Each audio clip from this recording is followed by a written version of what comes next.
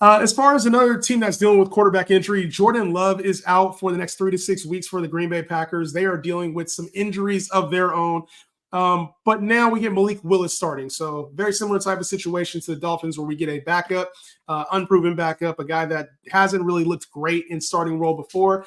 Malik Willis obviously offers a lot of rushing upside, but there was a lot of questions heading into this year about who was the number one receiver on this Packer team and who, Jayden Reed. We saw him play really well in week 1. We saw Christian Watson get a touchdown. Hype for Dontavian Wicks. Didn't see Romeo Doubs play well. Like, what's your overall thoughts now on this Packer offense in the meantime until Jordan Love gets healthy? Not good. I think that Malik Willis, like we've seen Malik Willis, he's been dreadful.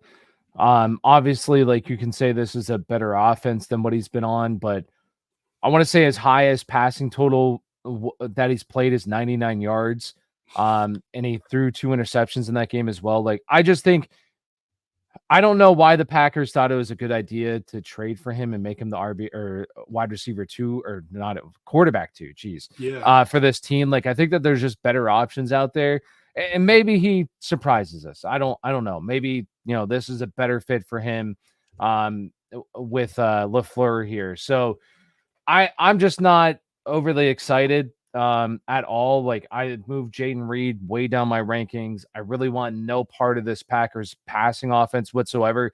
The only guy that obviously would be Jayden Reed, just because like they manufacture him touches. They'll get him some rushing attempts in there, some little screens there for him as well. So like, he's the one guy that I'm okay with just maybe starting, depending on what my other options are. And then Josh Jacobs, I do think that's going to be a very run-heavy team.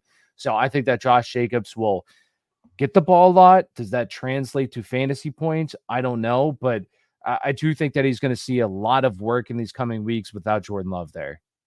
It's going to be ugly for this offense, a lot different than with Jordan Love. There's an outside chance Matt LaFleur hasn't completely ruled him out. I don't think he's playing, but Matt LaFleur hasn't completely ruled him out for this week. So I think the anticipation is that Jordan Love may have been safer than it initially looked.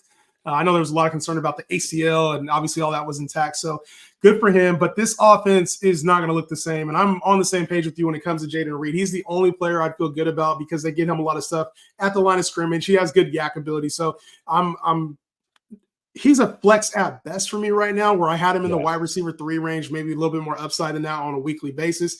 He's on the flex radar in your deeper leagues. Other than that, you have a better option on your team. You do. And, you talked about it. Malik Willis has yet to throw over 100 yards in a football game. So for me, it's like trying to find more than that in this offense is asking for way too much. Stay away. You talked about, there's 2 things. You talked about Josh Jacobs, and I think he'll play good, obviously, in this game. They're going to need him. Maybe not as effective as we want. But the one interesting thing for me was during the offseason, there was a lot of hype about Luke Musgrave, Tucker Kraft, and we're seeing both of those guys get involved now. And it's almost to a point now where Tucker Kraft might be the tight end 1 for this team. And there was, Jordan Love he is the tight end 1 for this team. Jordan Love had some chemistry with Luke Musgrave, but that's been an interesting thing, Tyler, is just kind of seeing these tight ends. It looks like we got a dual tight end thing here. Probably neither of them are worth starting, but like Tucker Kraft and Luke Musgrave, if you drafted Luke Musgrave hoping for a breakout year, he's a drop. Like it's a clean drop in my opinion, even with tight end being so weak. Yeah. No, 100%. I want to say that Luke Musgrave or Tucker Kraft played 95% of the team snaps week 1. Like he's the clear, and I believe Luke Musgrave only played 17 snaps. So he's the clear cut tight end 1. Now, I was looking, was Luke Musgrave hurt or anything like that? And there was nothing. So I just think it's kind of the move. Now, maybe this week is different and Musgrave ends up getting, I have no idea, but it was clear week 1 that Tucker Kraft is the team's tight end 1. And I will say, like, if you're a team that, you had David Njoku or Jake Ferguson, I do think that he is a player that I would stash because Jordan Love is coming back.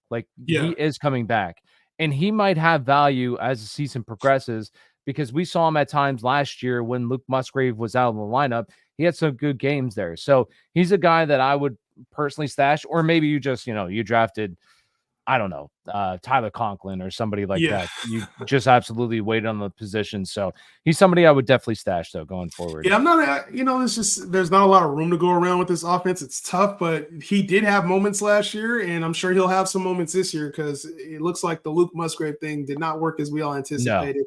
No. And as far as Malik Willis, if you have a super flex league, I think it's, that's dire straits. If you had Jordan Love and there was nobody else out there, I would stay away from Malik Willis. And to be honest, in your super flex leagues, there's a reason it's called super flex. You have the option of starting somebody else. If you have a better bench option, put them in the game.